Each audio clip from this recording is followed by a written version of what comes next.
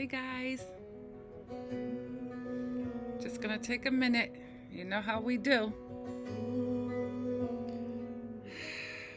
I'm breathing, woosahing, getting my mind centered. He is jealous for me.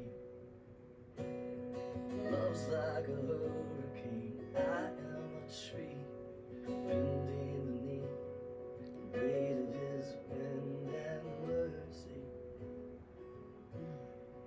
Just gonna breathe. And all of a sudden, I'm unaware of these afflictions eclipsed by glory, and I realize just how beautiful you are and how great your affections are for me. And oh, how he loves us, oh, How he loves us.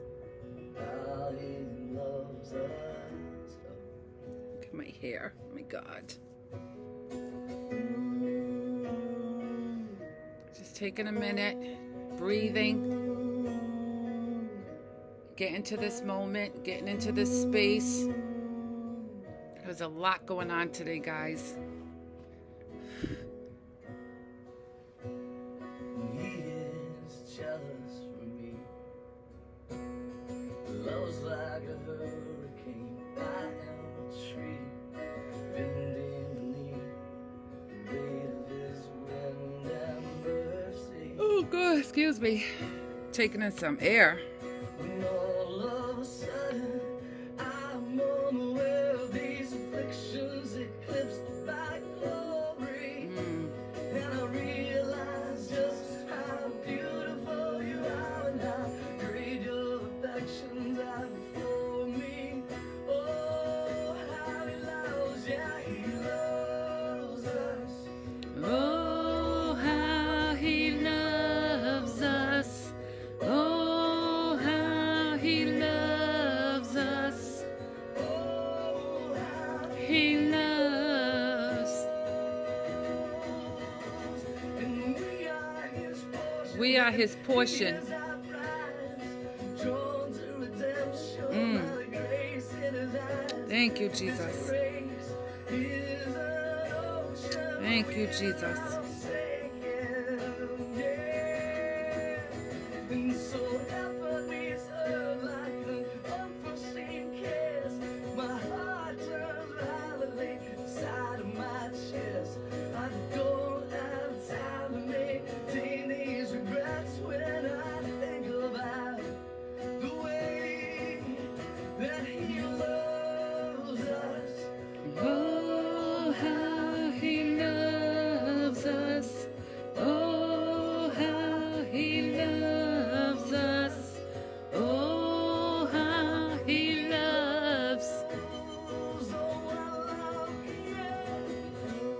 Mm, mm. Oh, he loves us so. Yes, he does. So, guys, that was How He Loves Us by Crowder, another one of my K-Love favorites.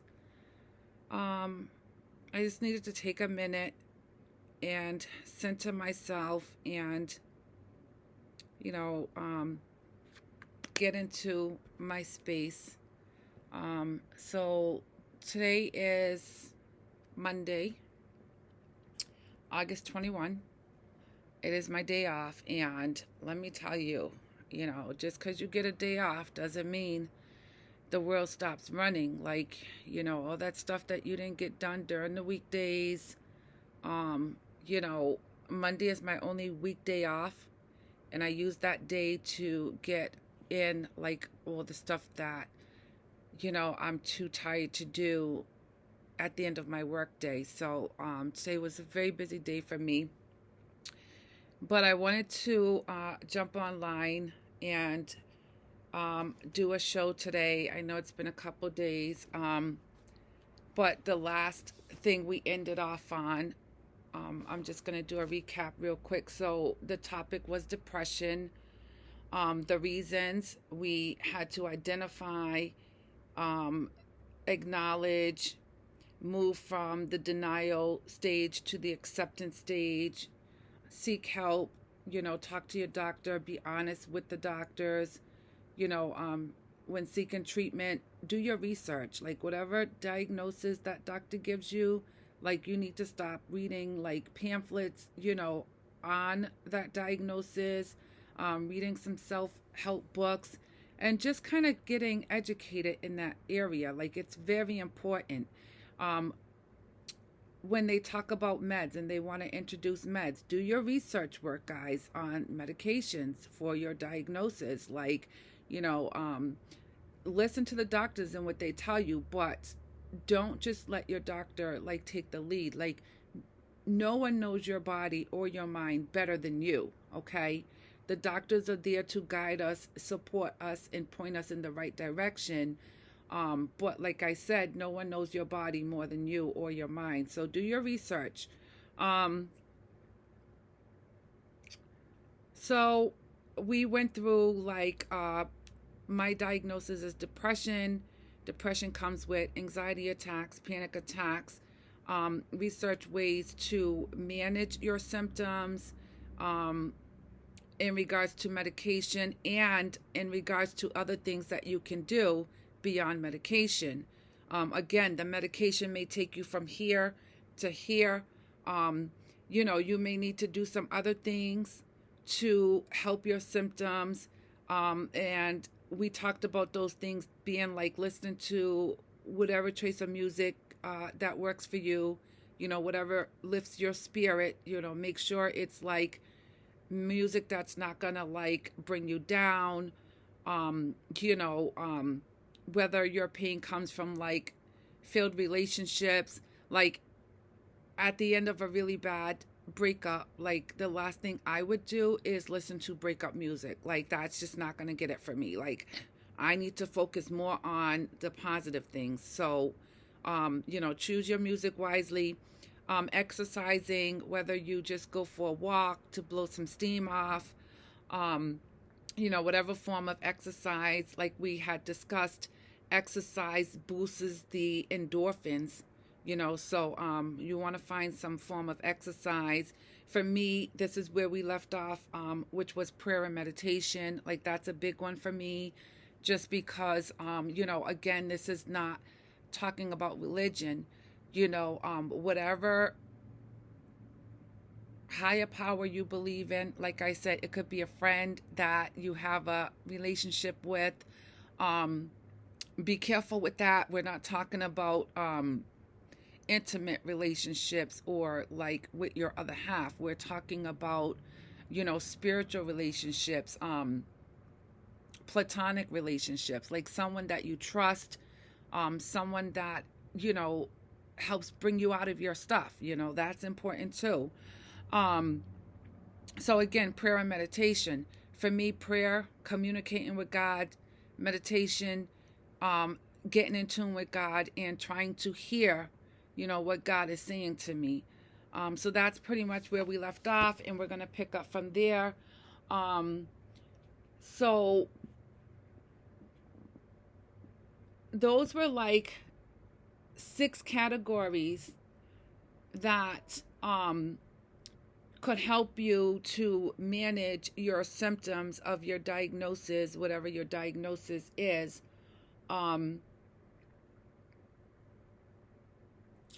So prayer and meditation was number 3. So we're going to move on to number 4. Okay. These are 6 things that you can do to help manage your diagnosis and the symptoms beyond meds. Okay. The next thing is socialize more. Like, get out with friends. Like I said, people that can like get you out of yourself. I have like a very good female companion friend, who is there for me, like listens to me cry over the same situation over and over again and never complains. She is a loving and caring person. Sometimes like we'll walk together, or sometimes we hit the clubs together. Like, she is totally knowledgeable about my diagnosis.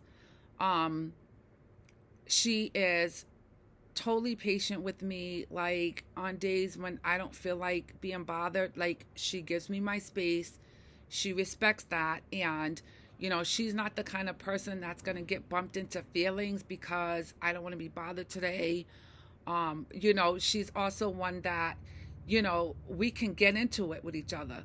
She can be like, well, I think you need to do this. And then I'll be like, well, how do you know I need to do that? Like, she's one that, we can have those discussions, those heated discussions, and still walk away as one loving, caring, so yeah, like, try to get you, someone that is not a family member, um, is not someone that you're probably sleeping with or, intimate with. Like, we need that support, and we don't want to put all that on our loved ones or our family members, because trust me, it's a lot for us to have to deal with the symptoms of our disease.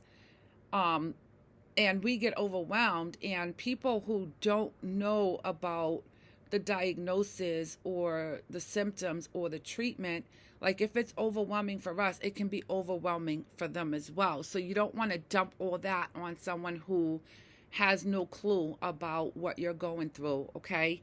The next thing is feel your feelings. This takes time, but it does get better. And when I say feel your feelings, like I said, like, I've shared some videos with you guys where I've had a day where, I needed to just sit, acknowledge how I was feeling, feel what I'm feeling, like, without having to medicate myself with, alcohol or some other chemical, or, some people use food. Instead of feeling what they feel, they stuff those feelings with food.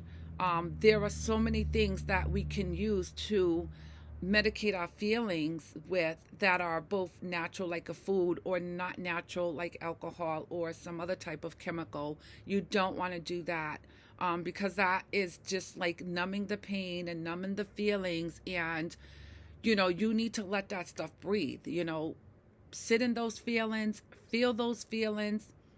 When I'm like that, I'm communicating with my higher power.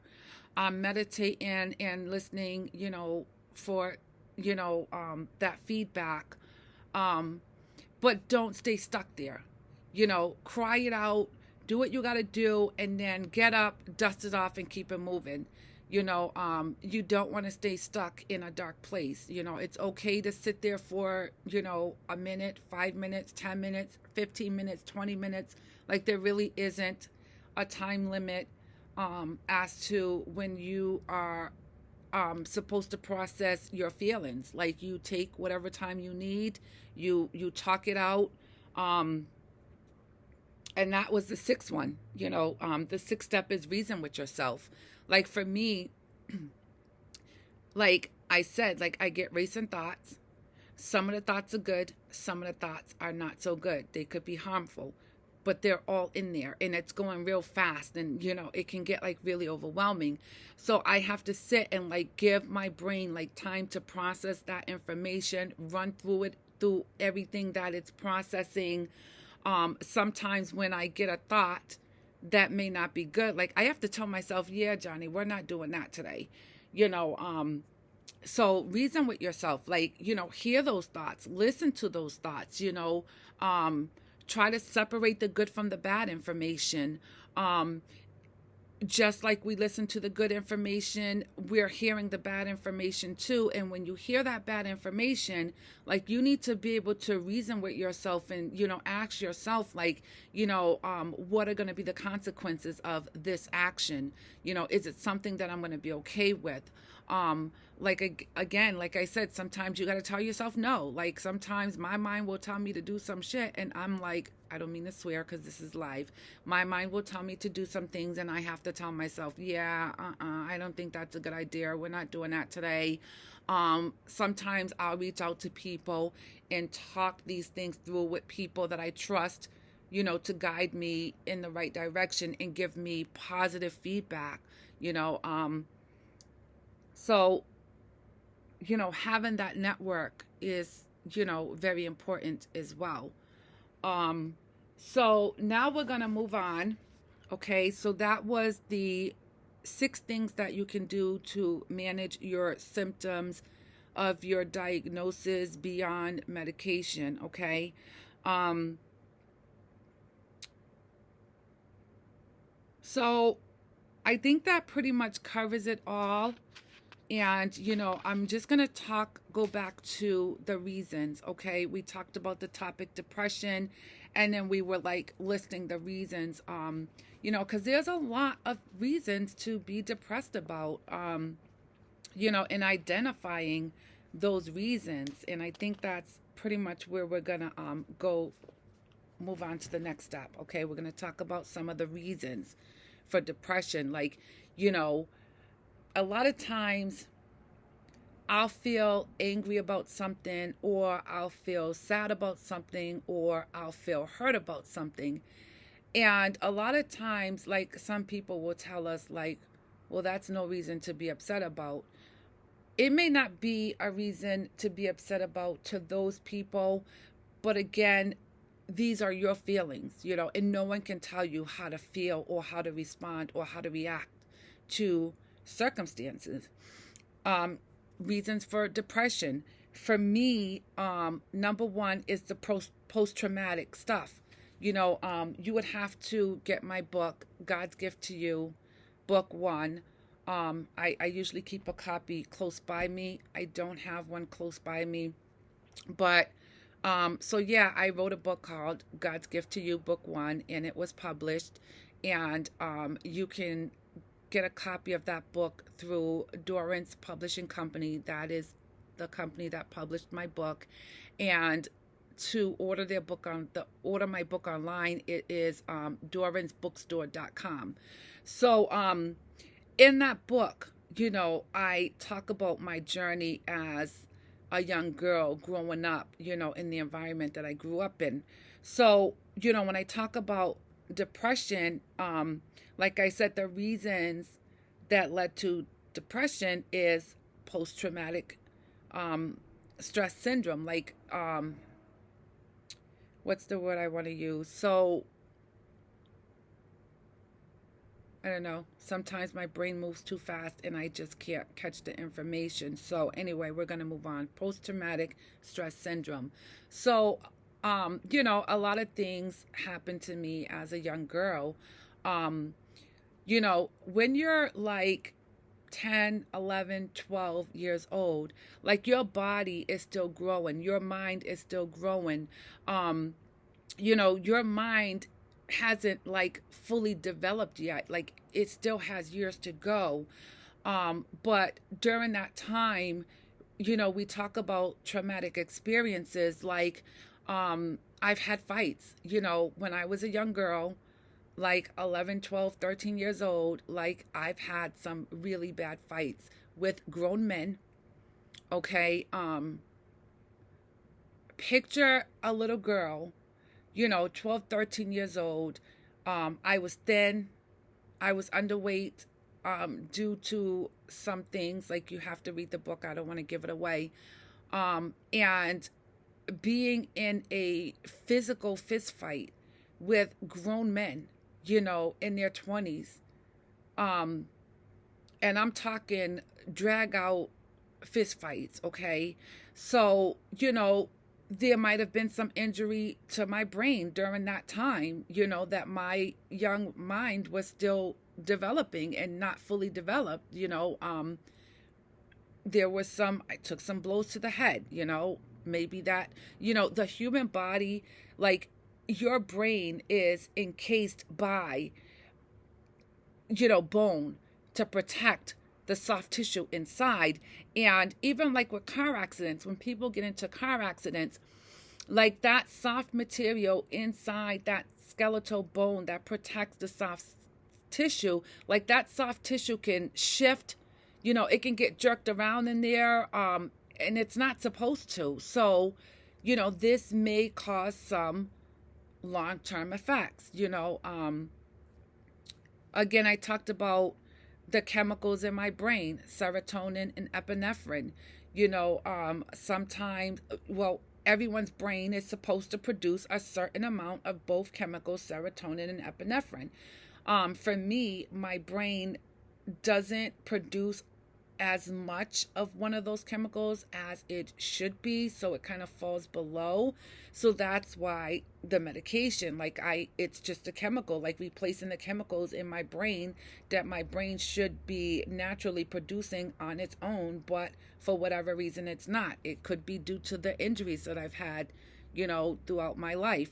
So that's just one category of things that can cause depression, the medical part of it. Okay, now we're going to move on to the second thing that can kind of make a person depressed: livelihood, work, income. As I stated, my parents did not finish high school before they started having children. So they were very, undereducated, and they did not set by example the importance of education. I myself, by the time I had my first child at 19 years old, had not completed high school. And again, you'd have to read my book because there were many reasons why I did not finish high school. And I can't really get into it until, people have read the book, and then we can get into that more, so that I'm not giving the book away. But anyway, so when you're 19 years old and you have a child, and you find yourself uneducated, my parents never taught me how to gain education, or even the simple things like maintain a home, pay rent and bills, credit. There was just so much information that I didn't have starting out as a young adult, getting ready to,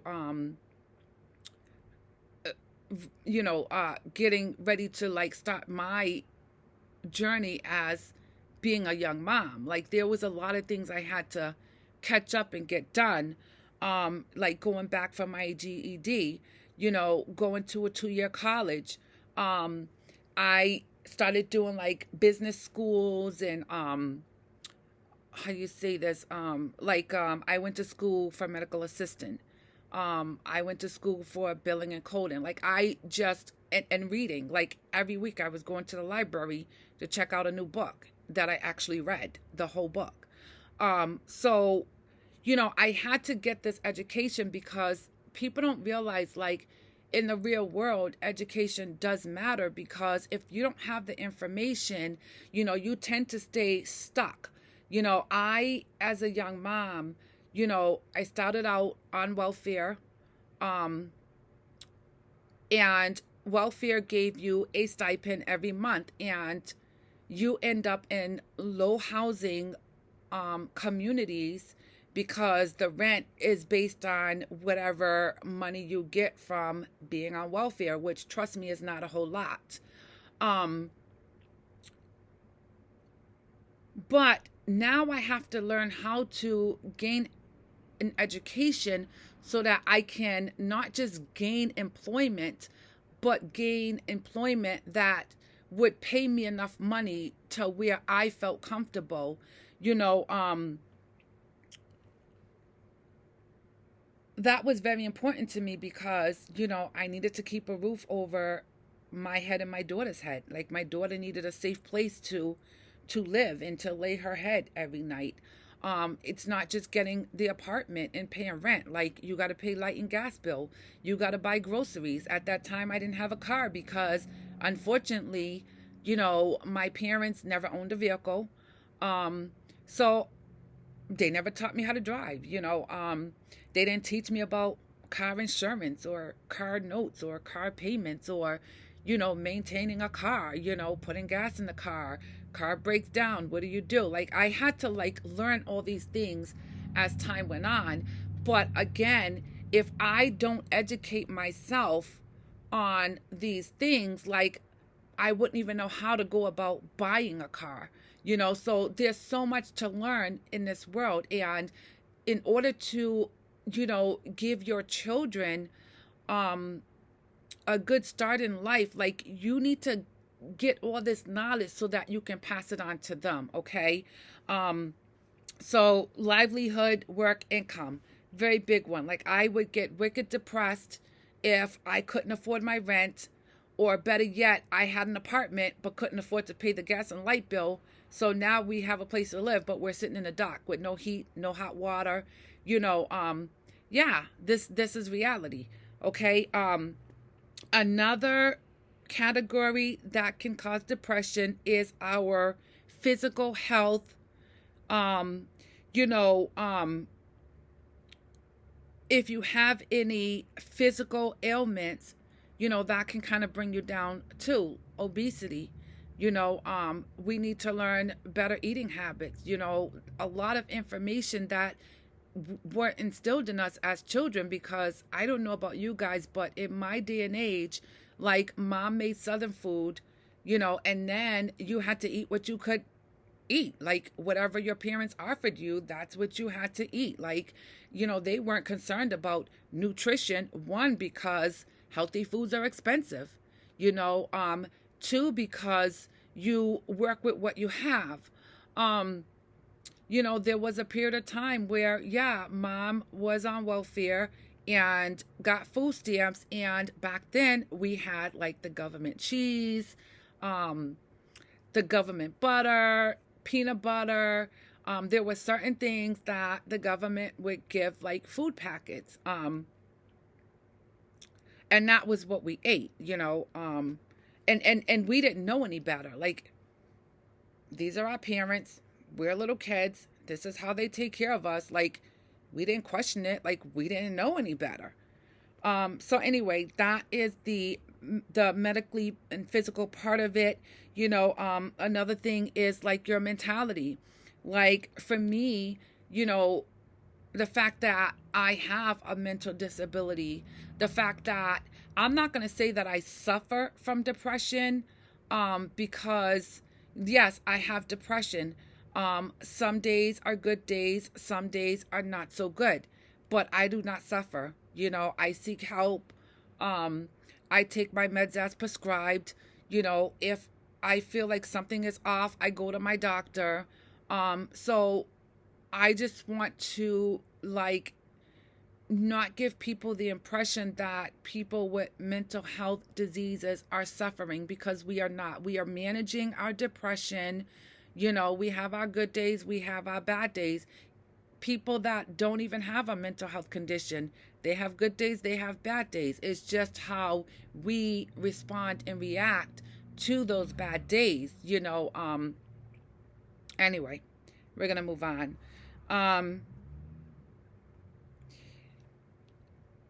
Staying with the mental aspect of reasons to be depressed about. I'm hard on myself. When I fall short in areas, that can make me really sad. Like, I try so hard, and it's so important to me. And when I feel like I can't accomplish something that's important to me, because of my mental health, because of my lack of education, which, I really don't lack in education as much, because I have gone to school my whole life. Even with a mental health condition, I have worked my whole life, and when I'm at work, I pay attention. I worked under doctors. I worked in doctors' offices. You do learn by hands-on, getting that experience, dealing with the public, dealing with computers, reading, writing. Like, when you work in a doctor's office and you are a receptionist, somebody comes in for an appointment, you got to collect a copay. You got to call the insurance company to make sure that their insurance is active, So that's all learning. Like, you have to know how to do these things if you want to fill that position. But sometimes, like, even at work, like you can get overwhelmed. Um, for me, when I get overwhelmed, like I start like I can't breathe. I get shortness of breath. My heart starts racing. I'll start sweating. The racing thoughts come. Mind you, I'm at work. I cannot let people see all this going on. Like, I got to sit there with a smile on my face. Many days I can. Some days I cannot. And what happens is when I get overwhelmed, I will start crying. People can be like, rah, rah, rah to me. And then I'll back up like, oh my God. Like, because childhood trauma. Like, due to my mother's active addiction, she screamed at me a lot as a little kid. And I would cry because I didn't know what else to do. I can still, that learned behavior. Like, sometimes that stuff comes up. If I'm working with the public and someone's yelling at me, I might be like, oh my God, and they may see it as I'm being rude or I have an attitude, not realizing that I'm in the middle of a mental health crisis and I am trying to do my job and, stay in control. And the tears come because I'm overwhelmed. I cry, I try not to, but it happens, So yeah, like things like that can make you depressed. Like, I have lost many jobs because of my mental health. There were times when I have the education and I'm out looking for work, but I can't find a job because you don't have experience. Well, how are you going to get experience if nobody gives you a shot? So yeah, and while you're out there hitting the pavement every day and desperately seeking work, your rent's due, your bills due, your kid's at home, you have a kid to take care of, so yeah, I can get depressed about that. Like, I get frustrated, I get aggravated, there's a critical situation that I'm trying to deal with, I have to take care of my kid, I need a job, I need an income to pay rent and bills, but if I can't find work, like, then you start feeling like less of yourself. Like, it's a lot going on to be, depressed about. Moving on. And again, the categories as far as reasons to be depressed. Education or lack of education. Like I said, in order to get a good job, you got to be educated in that field. If you're not educated in that field, you're not going to get that good job. So now, yeah, there's some things you got to do. Sign up for some courses, go back to school, and as a single parent, while you're trying to go back to school to get the education you need to get that better job and work a job that you're making minimum wage and trying to provide for your child at home, paying that rent, paying them bills, it's a lot to freaking be depressed about, okay? As a single parent, okay? Another category to be depressed about, relationships. I like to think that I am somewhat educated. I like to think that I have a lot to offer. I'm very self-deficient. It comes with being a single person for so long. Like, I don't have a man that I can fall on or depend on or call on when I need help. My income is it. There's no man that's going to say, here, baby, here's a few $100, I got you. Like, that does not happen. Like, it's my money or it's nothing. So it can get very critical.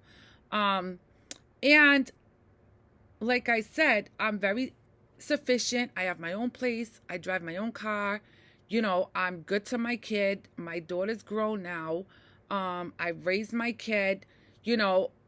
I address my mental health issues, got counseling, educated myself, take my meds regularly. I'm very aware of my emotions, my behaviors, but unfortunately, when you're a single woman and you're out there dating, you come across people that may have some mental health conditions themselves that they're dealing with.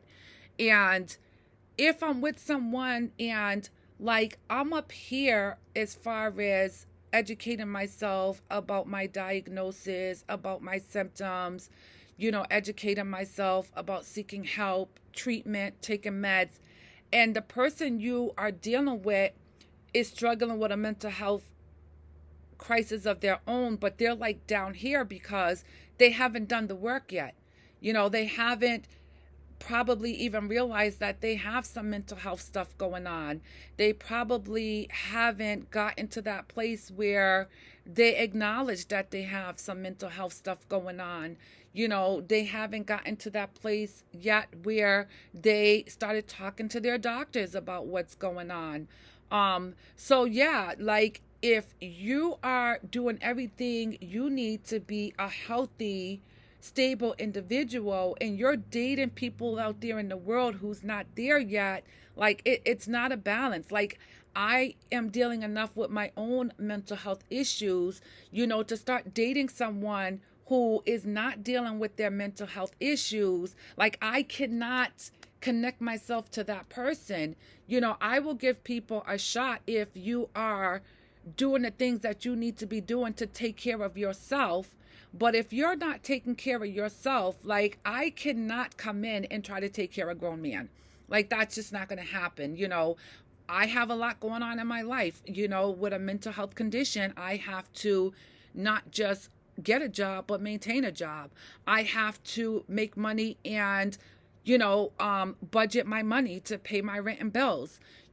I have a car. If my car breaks down, I need to figure out how to get it fixed.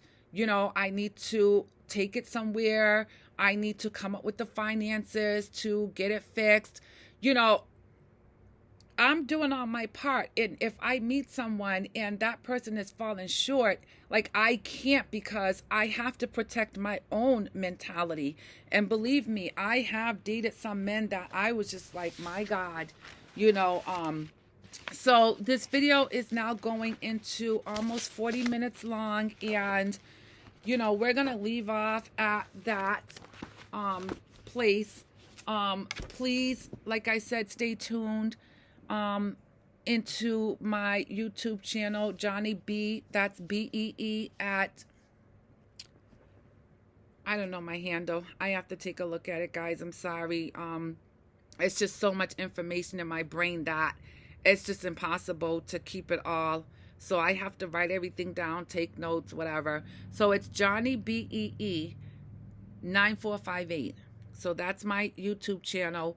I also have a professional page on Facebook, Johnny B. Hopkins Author. Stay tuned. If you haven't purchased my book yet, please do so.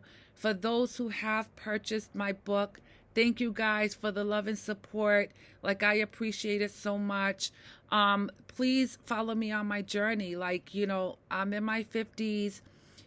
I've done a lot. I've seen a lot. I've experienced a lot.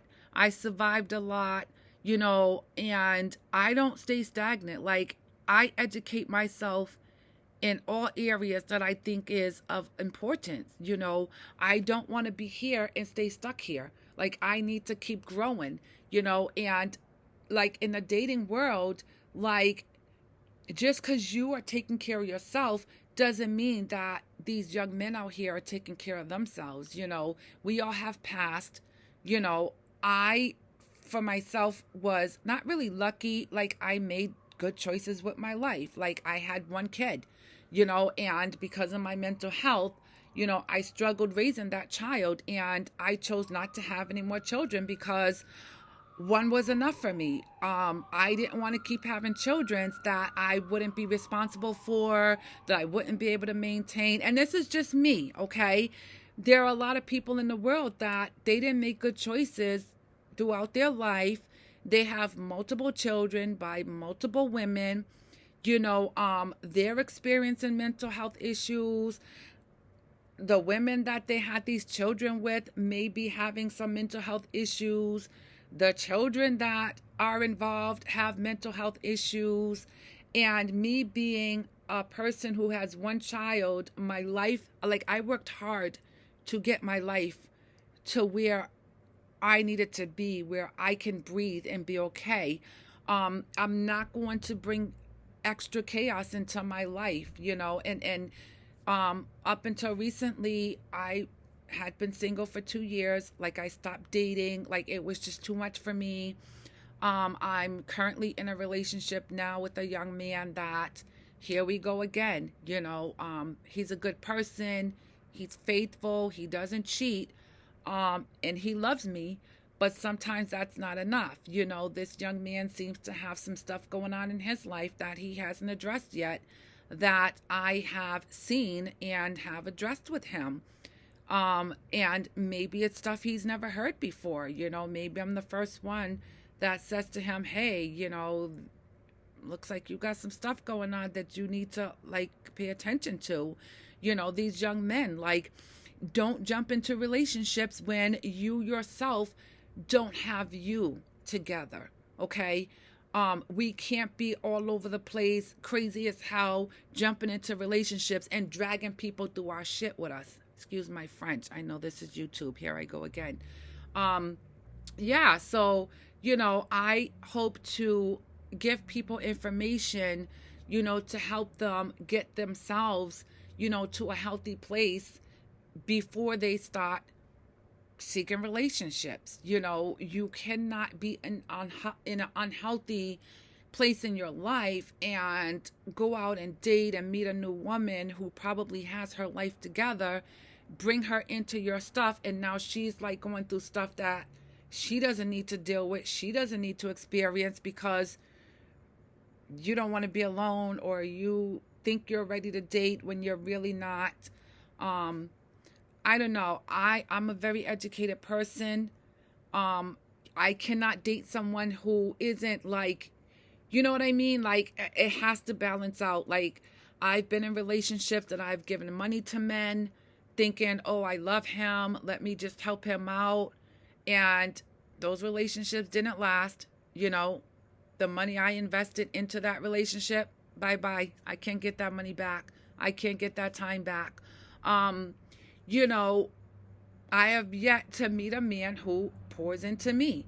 Again, maybe I shouldn't be swimming in the same water that I shouldn't be fishing in the same water that I swim in. Okay, we'll talk about what I mean by that, the next time we meet up. So yeah, like, dating is hard, when there's stuff that is of importance involved, like education, finances, mental health, physical health. I'm not saying I'm perfect.